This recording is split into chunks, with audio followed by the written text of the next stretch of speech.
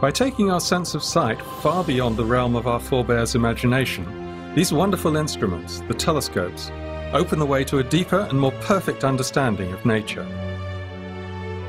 For millennia, mankind gazed out into the mesmerizing night sky without recognizing the stars of our own Milky Way galaxy as other suns, or the billions of sister galaxies making up the rest of our universe. Or that we are merely punctuation in the universe's 13.7 billion year-long story. With only our eyes as observing tools, we had no means of finding solar systems around other stars, or of determining whether life exists elsewhere in the universe. Today, we are well on our way to unraveling many of the mysteries of the universe, living in what may be the most remarkable age of astronomical discovery. I'm Dr. J, and I will be your guide to the telescope, that amazing instrument that proved to be mankind's gateway to the universe.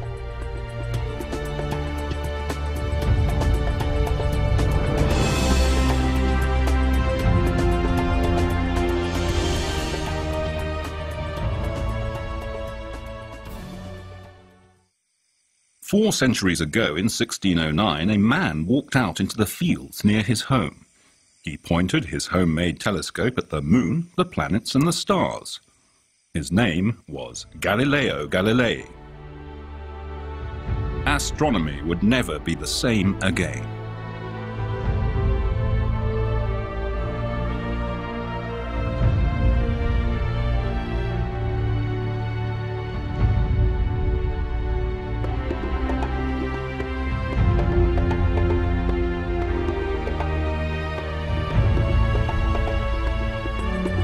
Today, 400 years after Galileo first pointed a telescope to the skies, astronomers use giant mirrors on remote mountaintops to survey the heavens.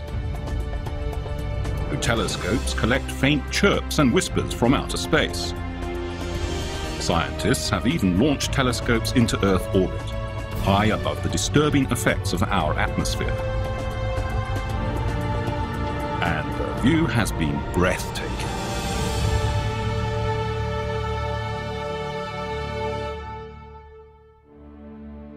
However, Galileo did not in fact invent the telescope. That credit goes to Hans Lippershey, a slightly obscure Dutch-German spectacle maker. But Hans Lippershey never used this telescope to look at the stars. Instead, he thought his new invention would mainly benefit seafarers and soldiers. Lippershey came from Middelburg, then a large trading city in the fledgling Dutch Republic.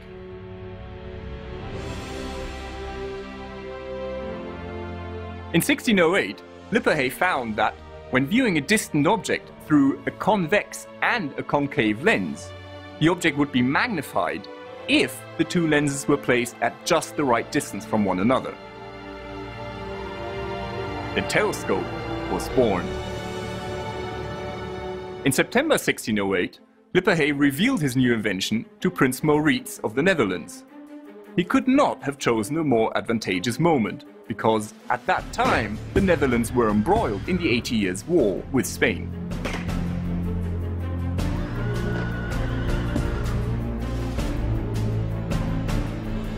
The new spyglass could magnify objects, and so it could reveal enemy ships and troops that were too distant to be seen by the unaided eye. A very useful invention indeed. But the Dutch government never granted Lippershey a patent for his telescope. The reason was that other merchants also claimed the invention, especially Lippershey's competitor Zacharias Janssen. The dispute was never resolved, and to this day, the true origins of the telescope remain shrouded in mystery. Italian astronomer Galileo Galilei, the father of modern physics, heard about the telescope and decided to build his own. About 10 months ago, a report reached my ears that a certain Fleming had constructed a spyglass by means of which visible objects, though very distant from the eye of the observer, were distinctly seen as if nearby. Galileo was the greatest scientist of his time. He was also a strong supporter of the New World view advocated by the Polish astronomer Nicholas Copernicus, who proposed that the Earth orbited the Sun instead of the other way round. Based on what he had heard of the Dutch telescope, Galileo constructed his own instruments. They were of much better quality. Finally, sparing neither labor nor expenses, I succeeded in constructing for myself so excellent an instrument that objects seen by means of it appeared nearly 1,000 times larger than when regarded with our natural vision. It was time to train the telescope on the heavens.